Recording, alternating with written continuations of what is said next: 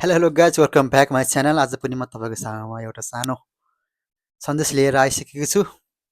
सन्देश चाहिँ के हो भने आज हल्का च्याट जिपिटीसँग चाहिँ केही सन्दर्भ सोध्ने गर्छु। Let's go. च्याट जिपिटी, तिमीलाई एउटा कुरा सोध्छु आज, साँचो साँचो बताउ ल। हुन्छ, बिल्कुल। म सकेसम्म स्पष्ट र इमान्दार रूपमा जवाब दिन्छु। तपाईँलाई जे सोध्न मन छ खुल्ला मनले प्रश्न गर्नुहोस्, म सुन्न तयार छु। म चाहिँ आज यो जापानको बारेमा केही बुझ्न गइरहेको छु। जापानको बारेमा केही भनिदिनुहोस् न। हो, पक्कै पनि। जापान एउटा निकै रोचक देश हो। यसको इतिहास, संस्कृति र प्रविधि सबैको मिश्रण हो। जापान विश्वकै सबैभन्दा सुरक्षित, सफा र प्रविधिमा अगाडि रहेको देशहरूमा पर्छ। साथै जापानीहरू आफ्नो परम्परा जस्तै चाडपर्व, कला र सौम्य व्यवहारका लागि पनि विश्वभरि परिचित छन्। जापानमा चाहिँ के छ भने एउटा मैले देखेको कुरा चाहिँ अहिलेसम्म चाहिँ हो, म सुन्दैछु। तपाईँले जापानमा केही अनौठो वा विशेष कुरा देख्नु भएको छ जस्तो लाग्छ।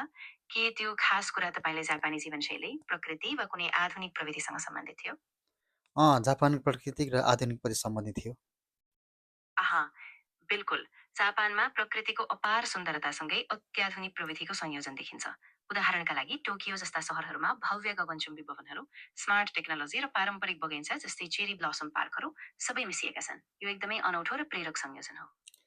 जापानमा चाहिँ अर्को के देख्यो भने बुढाबुढीहरू जस्तै 100, 102, 103 भनेसम्म काम गरेको देख्यो मैले चाहिँ। यो चाहिँ के कारणले, के अवस्थाले होला? हो, यो जापानको कामप्रतिको रवैया र जीवनशैलीको एउटा गहिरो हिस्सा हो। जापानीहरू कामलाई सिर्फ आर्थिक आवश्यकता मात्र नभएर जीवनको उद्देश्य र पहिचानको भागको रूपमा पनि लिन्छन्। साथै जापानी वृद्धावस्थामा पनि उनीहरू सक्रिय रहन, सामाजिक रूपमा अर्थपूर्ण महसुस गर्न र आत्मनिर्भरता कायम गर्न यो संस्कृति प्रेरित गर्छ। 50% चाहिँ बुढाहरू चाहिँ अब चाहिँ डेट हुनेवालामा छ यहाँ चाहिँ जापानमा।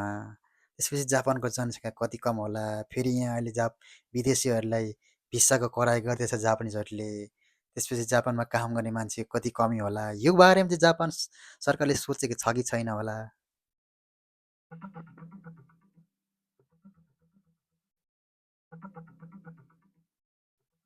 जापानमा बुढो उमेरका मानिसहरूको संख्या तीव्र रूपमा बढ्दै गइरहेको छ, जहाँ हाल 65 वर्ष वा सोभन्दा माथिका मानिसहरू 30% भन्दा बढी छन् र कामकाजी जनसङ्ख्या पनि घट्ने अनुमान छ।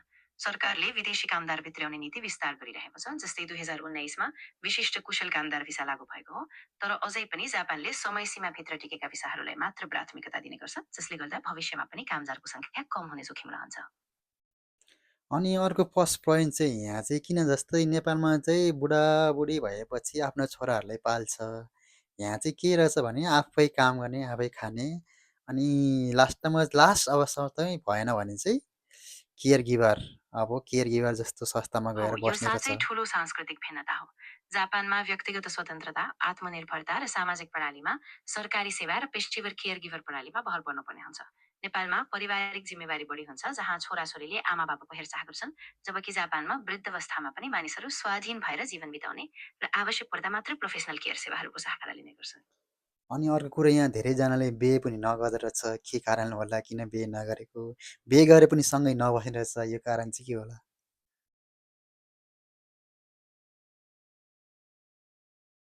सुनिरहनु भएको छ मैले भनेको कुरा? सुनेको छैन?